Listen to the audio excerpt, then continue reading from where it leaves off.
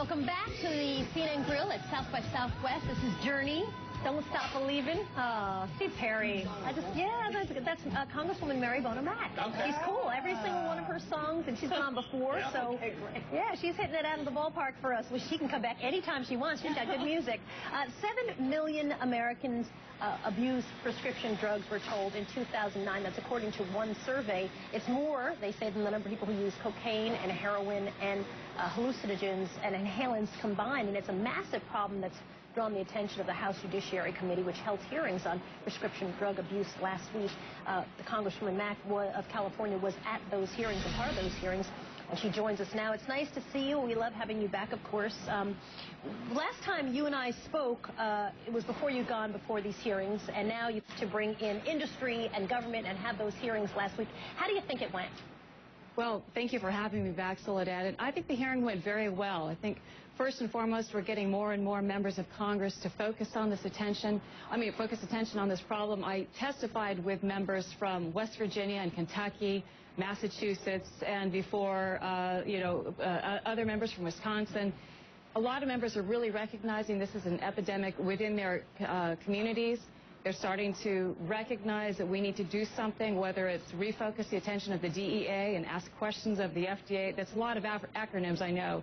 But bottom line is more and more members are starting to recognize this is a very tragic epidemic. It's an American tragedy.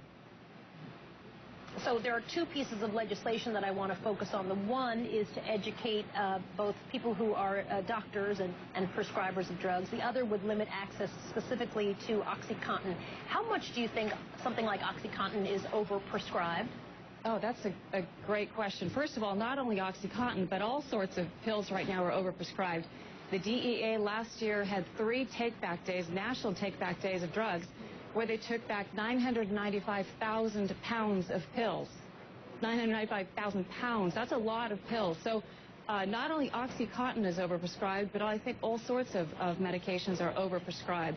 It's taking a toll on, health insurance premiums. It's taking a toll on the public health. It's taking a toll on the overall budget, because a lot of this money is coming out of Medicare and Medicaid as well. OxyContin's one example. To me, it is probably the most, the worst of all of these narcotic drugs. Very high rate of addiction after, just a few uses of OxyContin. And a very high rate, I think, of stigma, too. You and I have spoken in the past. You had a son who had drug problems, first health problems. You talked about your mom who had drinking problems. How much is the issue of sort of shame and embarrassment among family members complicate all of this? Well, over the years, I think with the help of people like Betty Ford, I think the stigma has certainly lessened. But there's no doubt that still people are ashamed or they don't recognize that addiction truly is a disease. And we should focus on prevention and recovery as well as keeping these pills out of the hands of people who don't need them.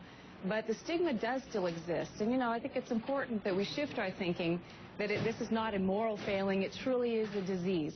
And if people need help, they should be willing to say, it's time for me to ask for help and be proud to stand up and go and get the help that they need. Right. Well, one of the things that I've certainly been tracking is basically how different state regulations treat pain mills, where people can go in with almost no justification and, and get pills. So how does your bill address the pain mill phenomenon? Well, much of the work for the pill mills is being done by state attorneys general, and I have to applaud a lot of them. Certainly in Florida, Pam Bondi has been an absolute champion of this. But in California, the DEA and others just arrested a doctor allegedly for prescribing just so many of these narcotics to people way over and above what an ordinary physician's office would prescribe. She's being charged for 3 counts of murder for potentially contributing to the death of 3 different young men. In this case, I've written a letter to the district attorney encouraging him to throw the book at this doctor if in fact they can find out she's guilty. The American public needs to right now stand up and say, if these bad doctors, not the good doctors, but if these bad doctors are contributing to these overdose deaths, they need to go to jail. So I've written a letter to the district attorney saying, we're behind you. Throw the book at this if she in fact helped kill these people. Well, how do you break down the difference between the bad doctors and the bad patients, the ones who know how to game the system? Because if you work outside the insurance system, it's really just not that hard to go to different doctors, get prescriptions, and get them filled. Well, first of all, you start raising the awareness of this problem. The state medical boards are starting to look more and more carefully at this. But it's very simple. How many of these doctors are truly doing assessments of the actual physical needs and physical health of these patients, or are they simply walking in and complaining of this doctor in Los Angeles? A patient walked in and said he had a sore wrist, and she wrote him a prescription for OxyContin. So there are clearly ways of doing this. But another way, and this is very insidious, a number of parents have told me that they confronted this doctor to her face and said to her, "My child is addicted to these drugs. Please stop prescribing them for my child." And she looked them in the face and said, "That's not my problem." I mean, that's a pretty good sign that this is a bad doctor. Congresswoman Mary Bono Mack joining us this morning. We'll obviously keep talking to you about this issue, which I know is very near and dear to your heart. And anything else you want to come and join us to talk about? We appreciate your time. Thank you. Thanks. I promise I'll bring good songs. You do. You've done it. She does. You've done it. You might be the best so far today. You win the award for that. All right, still ahead. Still ahead.